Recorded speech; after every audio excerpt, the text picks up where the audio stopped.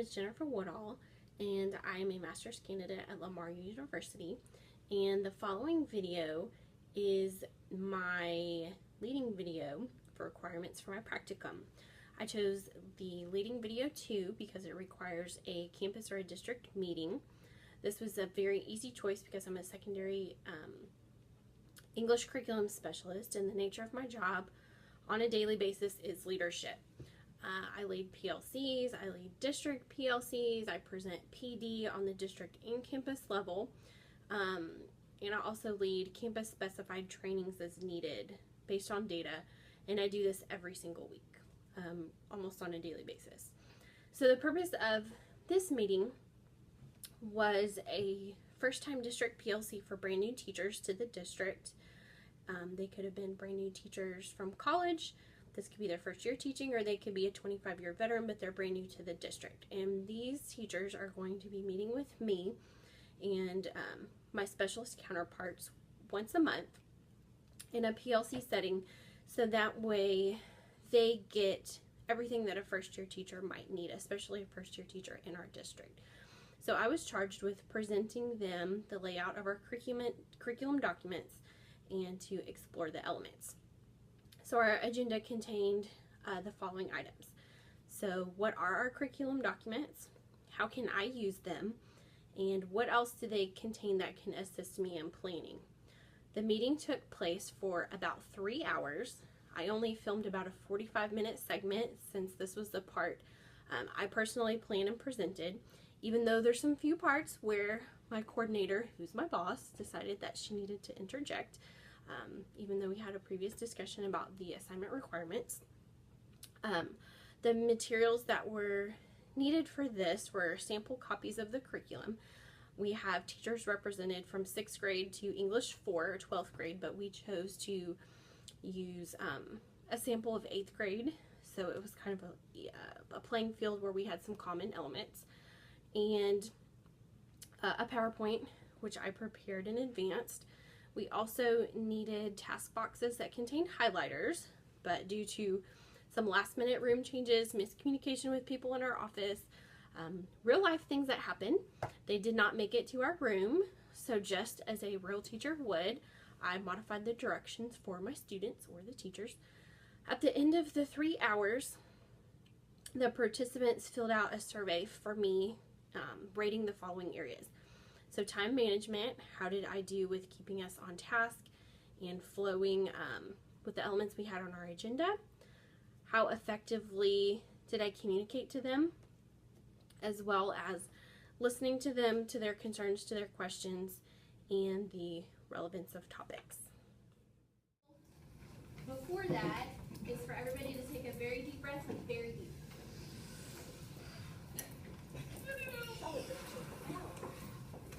So my son's pre-K class, he actually taught me that stress management tool. He's like, oh, we're blowing up a balloon and then we let it go. So this could be a lot of information. Our goal is to make it palatable for you and to give you some of your life-saving, life raft for this year. So we want to introduce and kind of give you an overview of our curriculum documents. So for our super power friends in here that are doing all content areas, this will be kind of a carryover because we kind of have an alignment with all of our documents. But thank you for choosing to be an ELA because we're the best group. Give you an opportunity to kind of discuss the curriculum documents, to give you a chance to kind of ask us some questions and then kind of think about you as a new teacher moving forward. So, here we go. So kind of a thing to think about with the process of how these are created. So some of you are fresh off of the college boat, so you don't know any better. And then some of you are coming from other districts where you have experience maybe with TEKS Resource System, formerly known as C-Scope, or you may have just been given, like I was my first year, some data and some TEKS and said knock yourself out. It just depends where you're at, but we just kind of want to let you know where we're at. So we start with our TEKS, because that's our state standards that we're required to teach. And then from there we create our curriculum documents. So So we have a vertical alignment document. So that kind of scaffolds our teeth. And so for secondary 6 through 12, so that way you can kind of see the progression of skills. So you have a handout that looks like this to follow along. Okay, and then from there we create our year at a glance, and so that is just kind of a general overview that shows us kind of, well, this is where your year is headed, and kind of where your bundles fall within that. So they could be genre specific or grouped together for a purpose. Then our bundle at a glance, and so that shows you all of the teeth that are kind of contained within that unit within the bundle.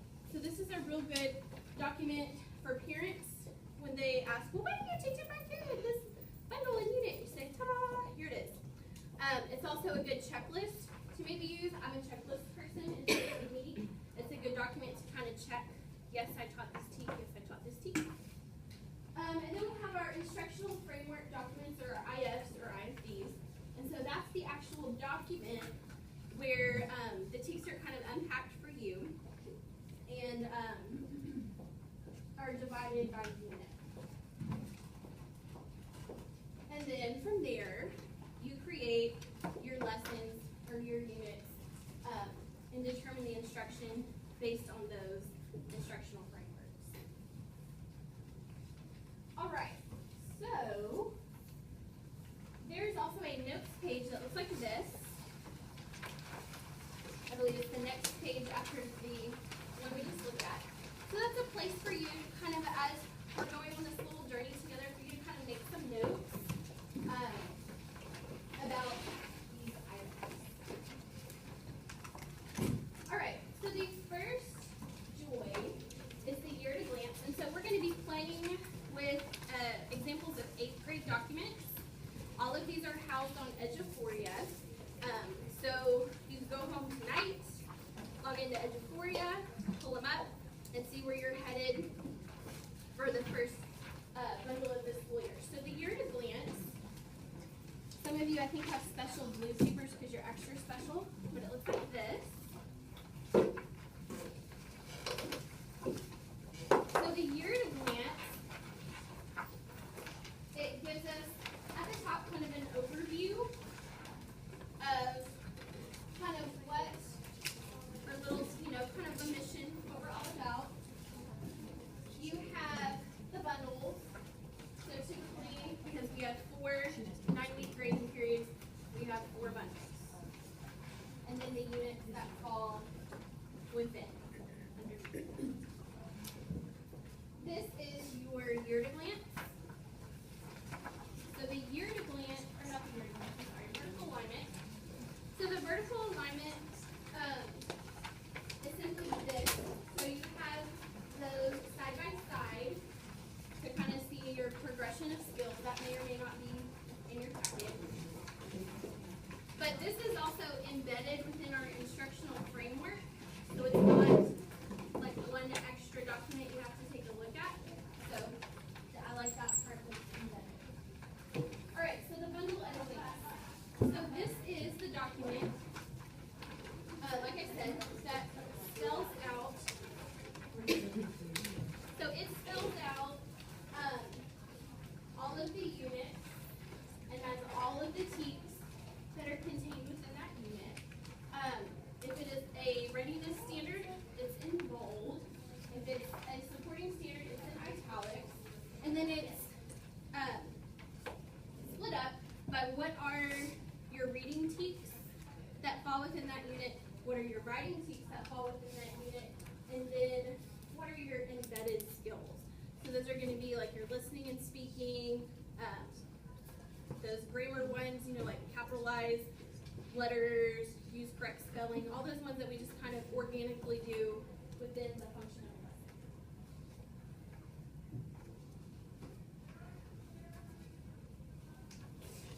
All right, so the week at a glance, every content area, so I'm kind of putting this out there for my special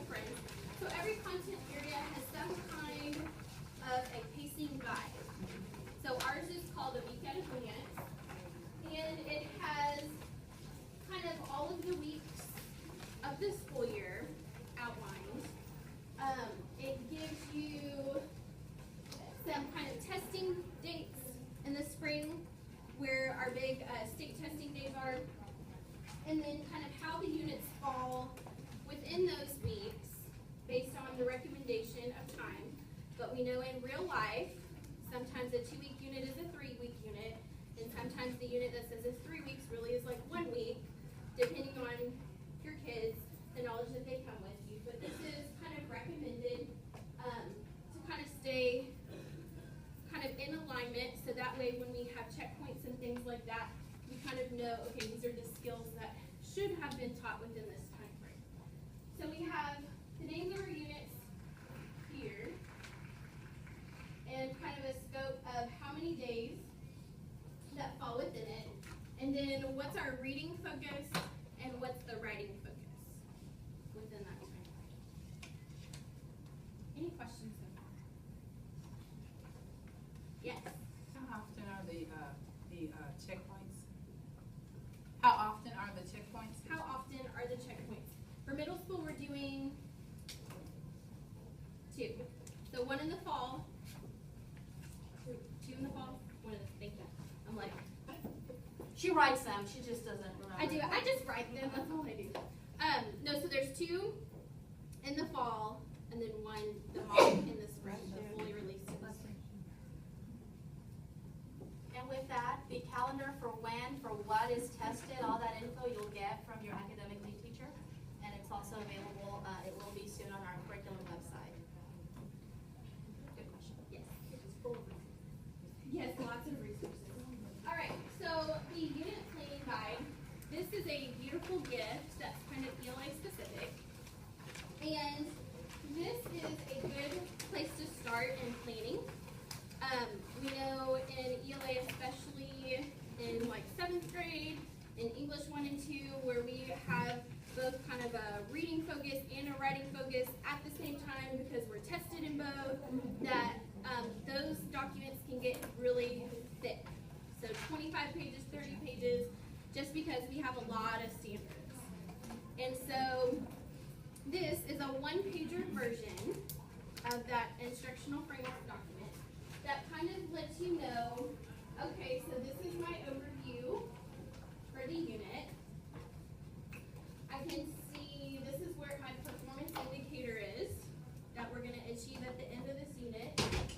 Then it's split reading and writing. So these are my reading teaks, my reading focus, my writing focus, and then possibly just a good little bit sample, because there's a lot, of resources that I could use, so district provided, and then ones that may be available on my campus. And so this is kind of, like I said, a good place to start, because the specificity that's needed for that unit and things like that are going to come from the big document. But this kind of gives you like an overview of kind of what's going on. And it's really helpful. It's kind of like a guide. These are kind of like your little GPS coordinates that you put in. You kind of know where you're headed, and then you can really flesh those out in the framework document. So are we confused yet? Ooh, go back to the slide 1.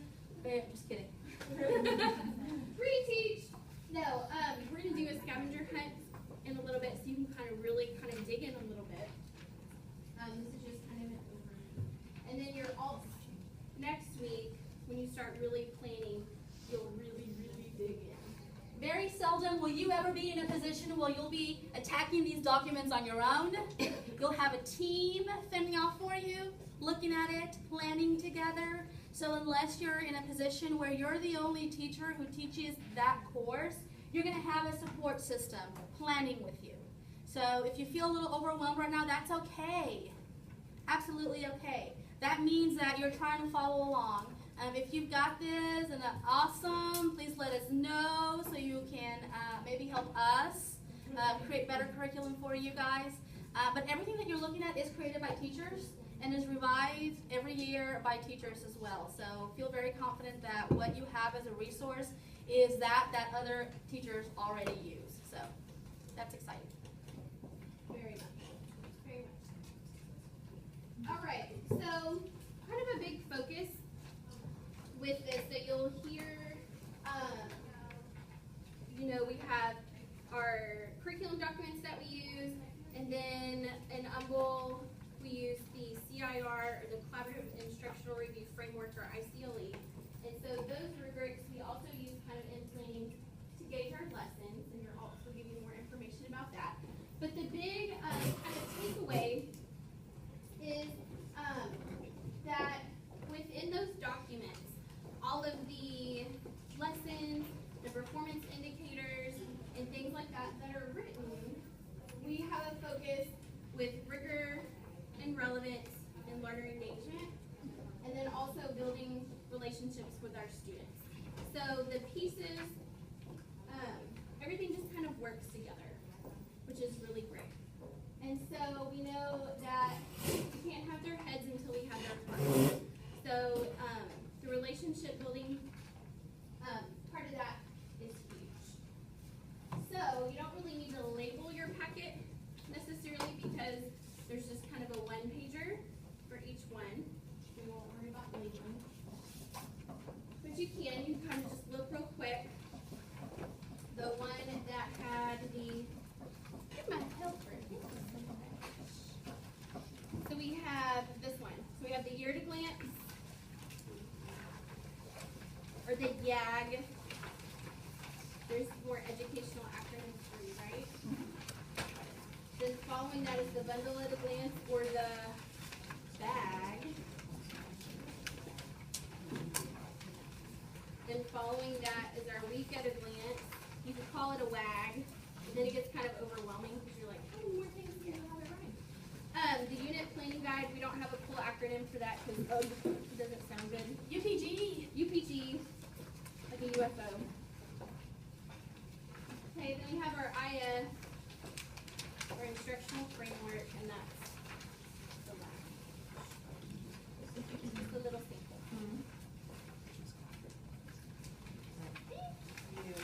All right, so the page that we started with that looks like this, for our overview, also has the scavenger hunt after our notes, which is where we're headed. So this is just a little get ready.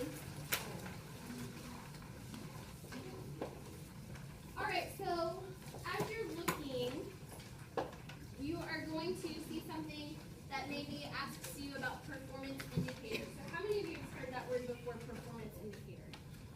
From your past life, maybe in a different district, you had something called performance indicators. Okay, so performance indicators were written by our curriculum team, and they focus on specific teams within that unit that might be hard to teach.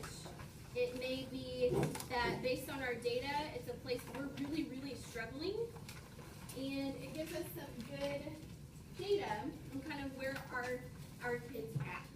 Okay, so it's kind of a campus discretion on how those are utilized. Okay, so you will be doing a performance indicator, but it's going to be a campus discretion if you use it as it's written. So that's it, locked as it's written, or if on your campus you make that decision to change it, as long as the rigor level of critique and kind of the objective of what is being assessed is still held with fidelity. And so you'll notice that the top part is written kind of in student-friendly language, so you could present that to them as the assignment, and it will be understood. There's a teacher note, so it could have maybe ideas for implementation. It could have, well, it will have technology resources, because our beautiful digital learning department blesses these with technology resources that are supported by the district. So it could be ideas to collaborate in a Google Classroom environment, or use a Google Doc instead of writing it on paper, or instead of making a PowerPoint, do a Powtoon, or whatever it is. But it'll give you kind of a suggestion to include some technology, and then it'll give you the standards that are listed. And you had a question. How is it, do we have that sheet? So that is on the instructional framework document. So the one is in this.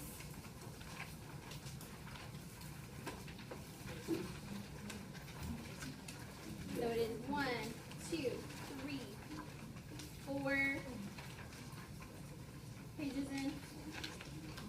So it's located located here at the top of our instructional framework.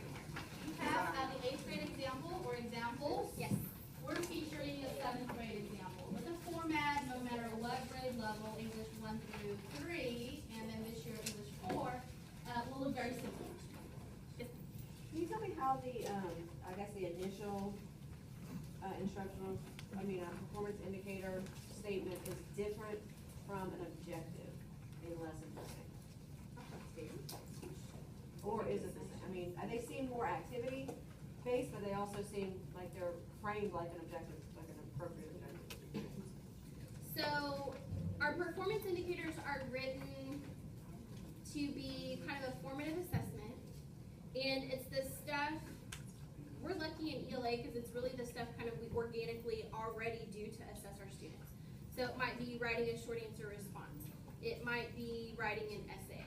It could be creating some kind, like if you're doing persuasive, it could be creating a commercial and then presenting it and having a group, analyze it for rhetorical fallacies.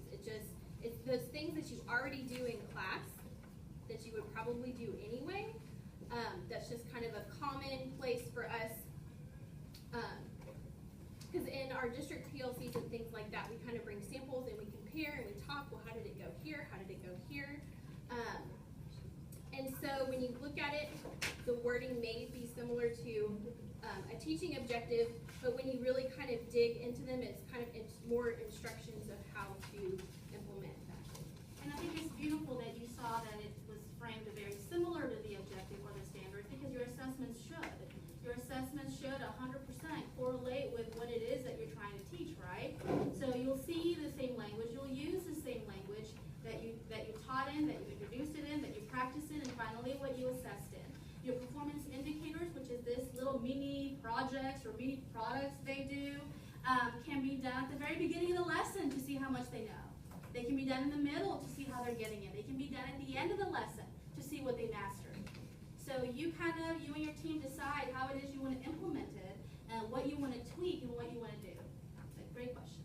Okay, I was going to just piggyback and say the indicator is sort of kind of like the language objective for SIOP instead of the content, because the content is what you're teaching, but the language objective is what the project is actually succeeding.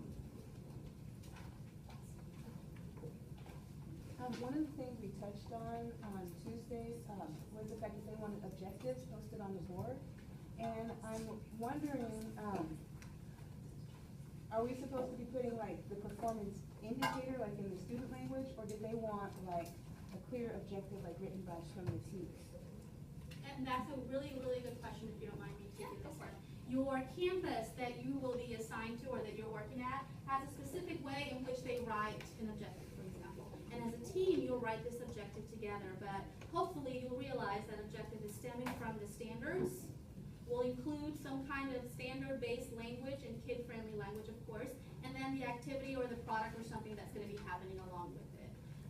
But yeah, that is good. You will use this to sort of springboard into that objective. What our curriculum does is give you a guidance for the what you teach. As a teacher, as a team, as a campus, you decide how you teach it. Our hope is that you are embedding learner engagement, you're embedding rigor, you're embedding those other R word I'm missing, relevance, things, relevance. And then you're doing all that through the infusion of relationships, because we know that no matter what it is that you put in front of them, the thing that will make the biggest difference is the person you put in front of them, and that is you. So we give you this guidance, we give you this support, we give you lots of suggestions if you need them.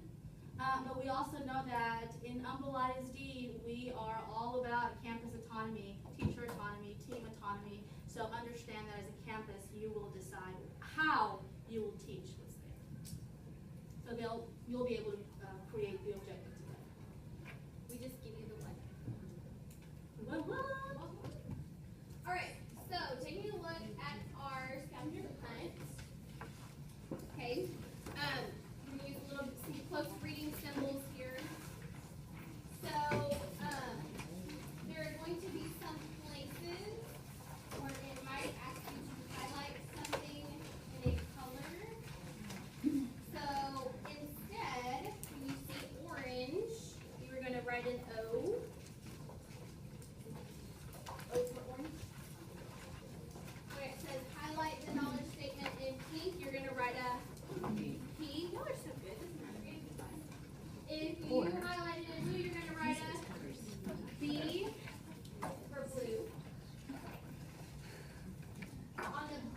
chunk where it says yellow, you're gonna write a Y.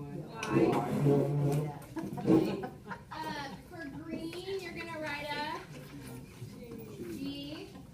And then purple, because we can't have two P's or that's confusing, you're gonna write an R. We were displaced this morning, so our supplies and highlighters and things like that are swimming somewhere, so we're gonna improvise. I'm teaching in real life, right? Teaching in real life. All right. So with your group, it's at the bottom. There's no purple. Oh, that's one. Just kidding. There's no purple. Thank you for being close readers, though. So you're gonna work with your table, and we are going to float and help you if you get really, really stuck. And then we're gonna come back together and see how amazing you are at learning.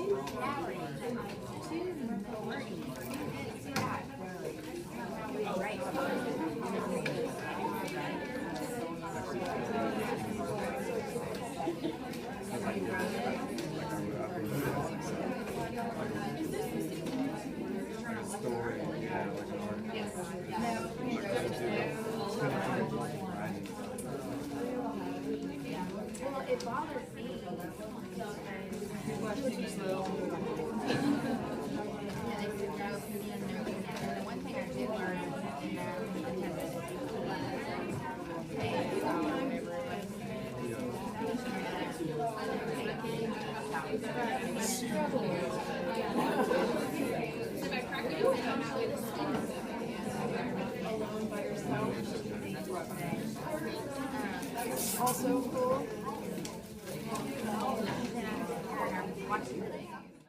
Lots of good questions walking around, and it was good to see some ahas.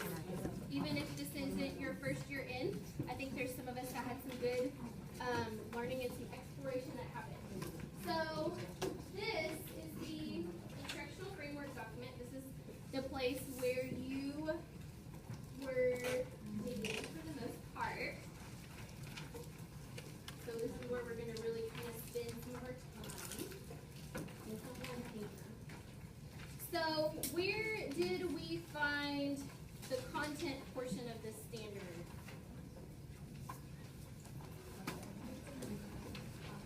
Where did we find that? Someone said.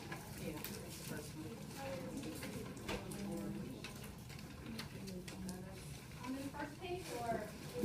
No, in the entire document. Page 5.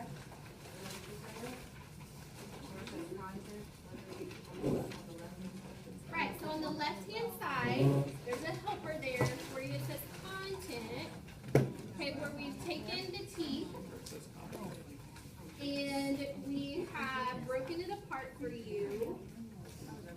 What is the performance part of that standard and what is the content? Okay, so it falls there on the left-hand side. It lives there with every single teeth through the whole document. Where it says content.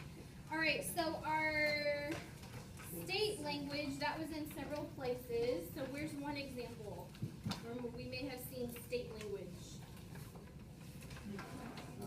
Teeth. Okay, good. So your teeth are your state language. So where do we find the title of the unit?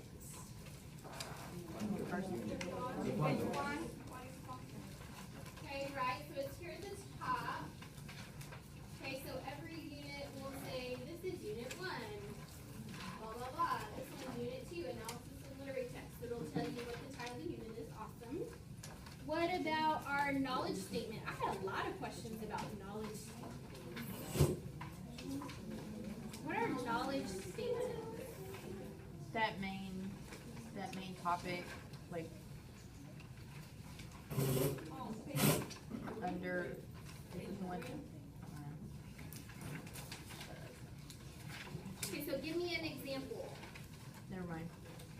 Reyes. Okay, we thought it was on page 3, in the section where it says including but not limited to, where it has a bunch of bullet points. So that was our thought. That's pretty close. Very Pretty darn close. You're getting warm.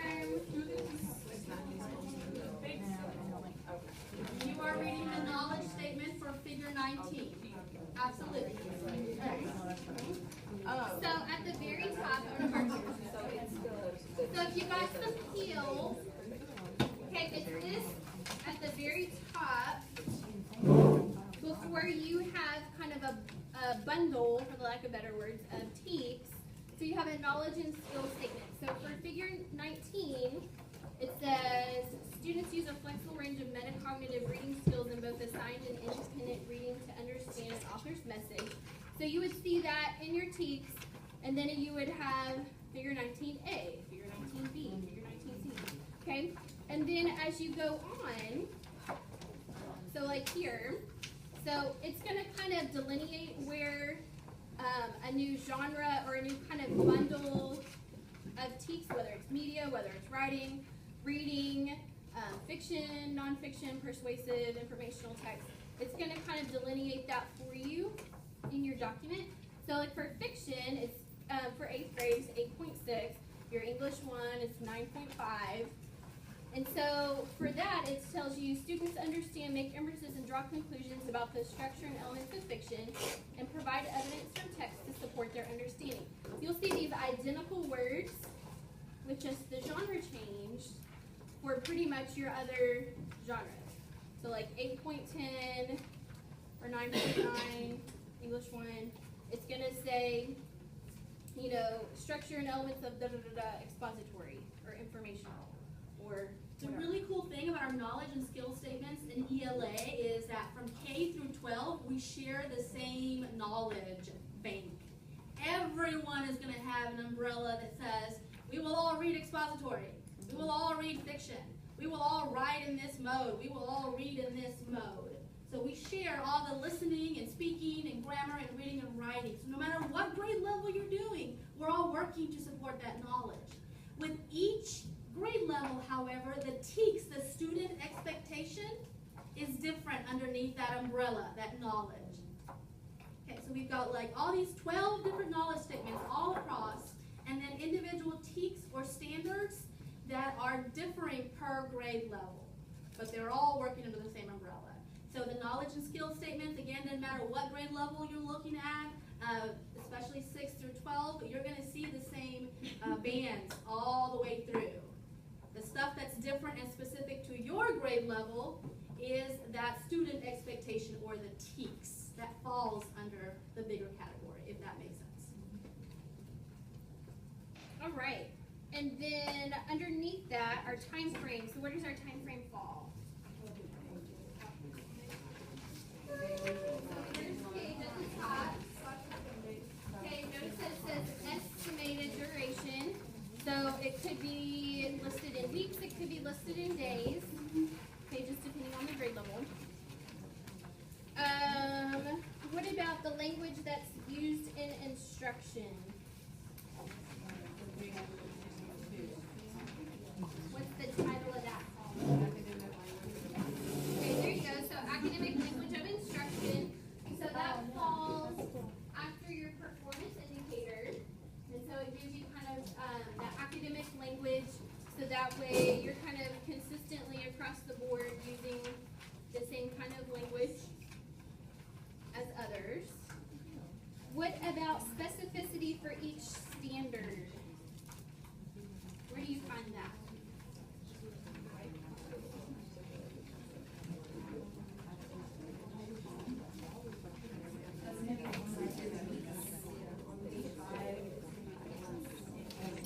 Okay, good. Yes, so within the framework, so when you find, she's like, I got it. Within your TEEX, so you have this kind of big box that's beside it where it's kind of unpacked for you. So it gives you some more specifics. Okay, especially if that standard has had a baby with something in figure 19, It tells you what you're going to be inferring or summarizing or connecting. And it gives you that including but not limited to, kind of gives you the specificity that you need with that standard. So where it says supporting, for readiness, I see that, but supporting the same little section, I mean, we underline steps and analysis. So some of the standards, whether it's readiness or supporting, readiness just means that the likelihood of it being tested is 100%, and it's a standard that has to be mastered by the end of the year. And supporting just means that it will be on the test, but it's going to be ongoing. That language is the specificity. It breaks down the standard for you. Sometimes our standards say analyze the theme in two stories that share a similar theme or something like that. How do you analyze? Like, what does that mean to analyze? Sometimes students struggle, especially if that is a standard that is low performing among the district, among the state, among your campus. We go ahead and break down that analysis steps for you. So if you're really working on analysis, you may actually start with identifying one theme, then identifying the other, then finding the connection, then making a compare and contrast, and doing all of these different steps to finally get to the analysis component. It's just saying analyze, what does that mean? So sometimes we break those steps for you. So in some standards, you will see steps in analysis, just to help you. All right, then our figure 19 section in the document, to give you a hint, it's at the beginning. So look and see, yes, will always and forever be at the beginning. So what do you see is paired with that? Okay, so I heard 8-6, we just called those what? Knowledge and skill statement. Okay, or a genre statement, tomato. Okay, so it's always going, when you see that, you're going to have it kind of follows the alphabet, because we like order. So figure 19D with whatever, right, 8.6 I think is the focus of your example. So whatever the genre is, okay, and then you'll see the same thing, so figure 19E, summarizing. Okay, in high school you'll see that with figure 19B, because that's where you'll live and breathe forever and forever and ever and ever and ever and ever. And I would definitely highlight, well, because you have a lot of highlighters around here, so take one. And figure 19, you will live, breathe, you will go to dinner with it, you will wake up thinking about figure 19. This will be what sort of, we revolve the whole world around. Figure 19 are comprehension standards, or thinking, their process standards. It doesn't tell you what you teach or any of that. It just says thinking, pretty much. So what we do is we pair it with the genres that's relevant in that unit. So now when you're talking about complex sentences and asking questions, or whatever figure 19 skill you have, we are pairing it up with the content, which is for ELA, the genre. Genre is our content. Figure 19 is our skills that we incorporate in that content. And for STAR, that's where most of your tests also come from. Good time. So our section that outlines or summarizes the unit, where do we find that?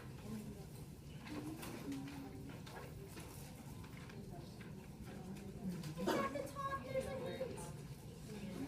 Right, the unit overview. This one is really, really short, but I have also written like some that are like a novel, like a bestseller novel. So, and obviously this is bundle 1. So we've got, you know, we're just getting it, we're just rolling into the year. We have just a little bit going on, so it may not be as long. Some of them are a little bit longer, okay? But this gives you your rationale. So if you're from a district or something where that's been kind of your language, you have your unit rationales. I know if you're a TEKS resource person, that's what you have, these rationales. So this gives you the rationale for the unit, kind of summarizes, this is where we're headed, this is our reading focus, or this might be our writing focus, and kind of gives you a purpose behind what it is that you're doing. What about, this is my favorite part, so the section that suggests maybe materials to use when instructing the unit.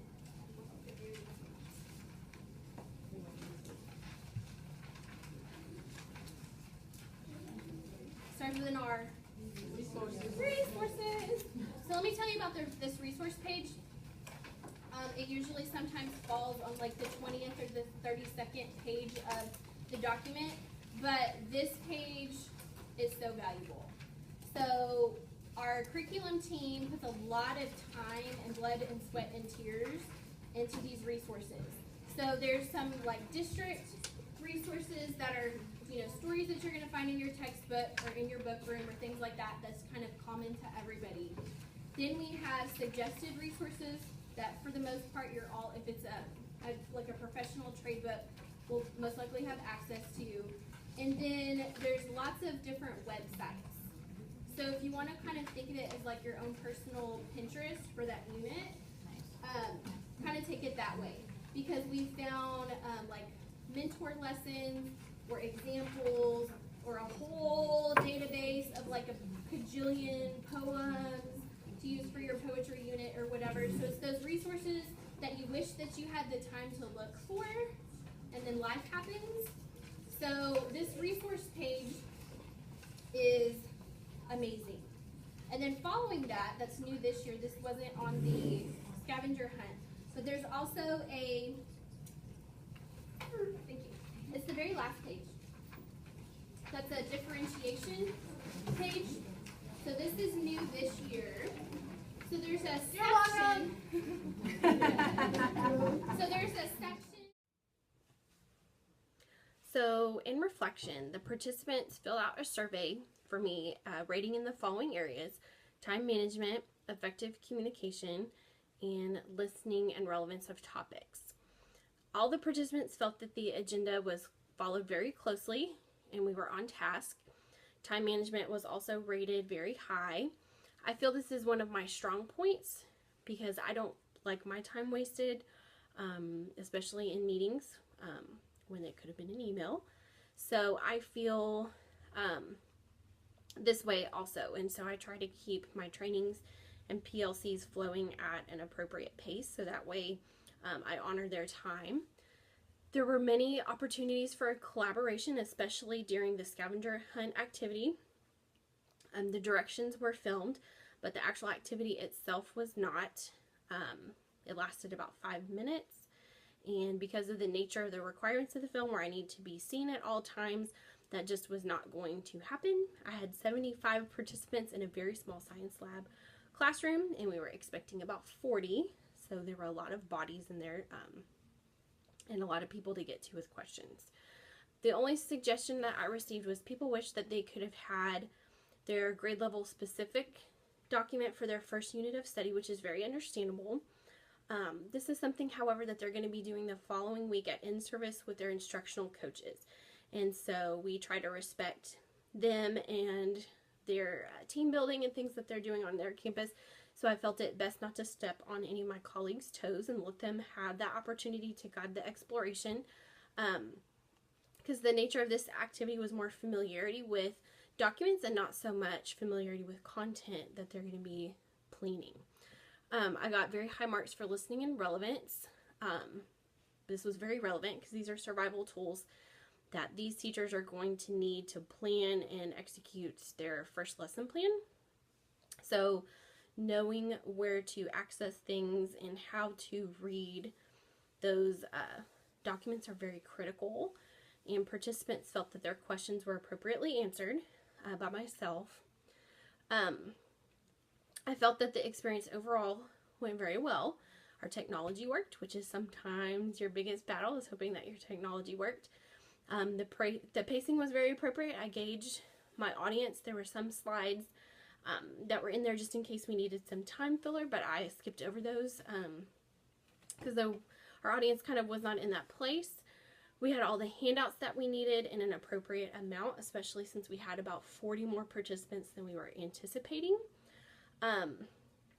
Something I would change is probably who I have in the room with me. So since it was a 3-hour training, I had my 2 specialist counterparts with me who works with our Title I schools, and the other specialist to me, and also our content coordinator, who's my boss, And it may just have been because I was had more of an awareness since I was doing this for an assignment requirement. But especially my content coordinator, she has some struggles relinquishing some control, and so this became more evident, I could see, as the video progressed. Probably about minute 24, she started jumping in before I had an opportunity to address a question or to expand on a statement. It's like I breathed and then she jumped in. So I may have had a more extensive conversation beforehand, respectfully, about the requirements for my assignment. We did discuss that this was going to be assignment requirement for my practicum for my master's program. But I don't think she understood the seriousness of showing my leadership skills and highlighting those. So to have my time more sacred and to respect the authenticity of the assignment, I may have asked them to step out for that time. This individual is not my mentor, and she does not have background in educational leadership. She's focused more on English content. That's where her degrees reside. So it may also not have been experience with the assignment as well that could have led to that. Surprising information for myself that may have been revealed is that I was very pleased with how flexible I am and have the ability to work a room when you have 75 or so people arrive, but you only expected 30 to 40, and you're in a classroom environment where you run out of seats and you have people standing at lab tables, and you do your best to kind of help and accommodate those that you have. That was probably my big aha moment, because you get started and there's still people flooding in and still people flooding in and still people flooding in. You're like, wow, I didn't expect this many people. But everything went well, and I have a very strong ability to build relationships with people, make people comfortable, and so I'm glad that that kicked in, because you could get really comfortable with twice as many people in a room that you expect. I don't feel like this was transformational for me as a school administrator, since I'm already in an administrative role, and everything that I do every day is leadership. It did help me reflect maybe with some pre-conferencing that would have helped with that specific individual. But leading a group, planning a PLC, planning a faculty meeting, planning a district meeting, planning a professional development training, all of those things are something that I do daily as my job as a curriculum specialist. So it felt good to kind of affirm my knowledge and feel that I'm kind of on the right track in what I'm doing, and kind of gives me more an awareness of how to plan. I like the rubrics and things, because we don't have rubrics in our job, but helping me to be mindful of what to include was definitely helpful with this assignment. So thank you for watching my video, and I hope to be making some others soon, showcasing things that I know. Thank you.